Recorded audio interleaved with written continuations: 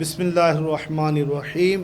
कुर्बानी के अंदर अकीका या इसाले सवाब का हिस्सा रखा जा सकता है या नहीं रखा जा सकता, इस हवाले से लोग सवाल पूछते हैं।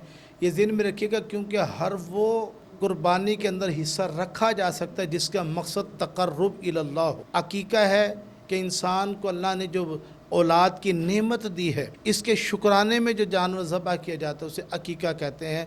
तो ये अकीका भी तक़र्रुब इलल्लाह का ज़रिया है।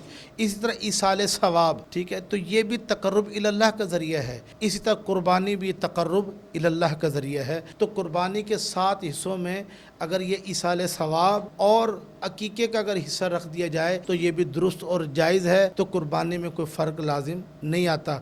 हाँ, ये कि महज गोश्त इसका हासिल ना हो, अगर 7 हिस्सेदारों में अगर एक शख्स ऐसा शामिल हो जाए कि जिसका मकसद से गोश्त हासिल करना हो, तक़र्रुब इलल्लाह ना हो, फिर किसी की भी कुर्बानी नहीं होगी।